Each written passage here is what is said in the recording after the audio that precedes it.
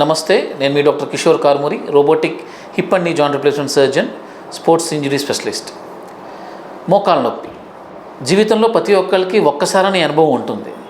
కానీ ఏ వయసులో వచ్చే మోకాళ్ళ నొప్పికి ఆ వయసు యొక్క ప్రత్యేకత ఉంటుంది.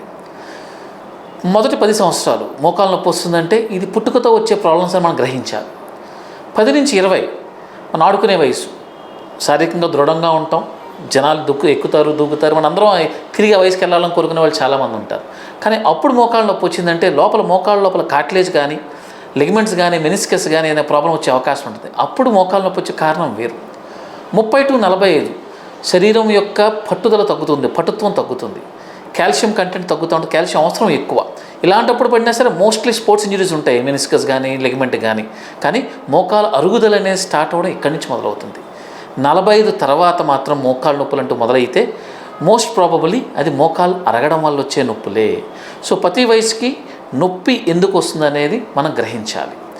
ఈ ప్రపంచంలో ప్రస్తుతం ఉన్న పొల్యూషన్, ఫుడ్ యొక్క ఈ క్వాలిటీ బట్టి నొప్పులు చిన్న వయసులో వస్తున్నాయి. ముఖ్య కారణం చిన్న వయసులో మోకాళ్ళ నొప్పి వచ్చి కావడం కీళ్లవాతం. ఉదయం అన్నీ పట్టేస్తున్నాయో లేదో చూసుకోవాలి. అవన్నీ ఉంటే, కీళ్లవాతం ఉంటే మోకాళ్ళ నొప్పి ఎక్కువ వచ్చే అవకాశం ఉంటుంది. లేకపోతే ఇదివరకు కూడా మనం లిగమెంట్ ఇంజరీస్ రిపేర్ చేసుకోకుండా ఉంటే మోకాలు అరిగే అవకాశం పెరుగుతుంది. బరువు ఒకటి, ఈరోజు అందరూ బరువు ఎక్కువ ఉన్నారు. మనం నడిచినప్పుడు మనం ఒక 100 kgs ఉంటే మన మోకాల మీద పడే బరువు 100 kgs. మనం మెట్లెక్కి దిగుతున్నప్పుడు మన మోకాల మీద పడే 3 రెట్లు 300 kgs. మనం కింద కూర్చున్న, మఠం వేసుకున్న, ఇండియన్ టాయిలెట్లో కూర్చున్న మన మోకాల మీద పడే 5 రెట్లు అంటే 500 kgs. సో బరువు ఎక్కువ ఉండడం వల్ల మోకాలు అరగడం అనేది ఎక్కువ అవుతుంది.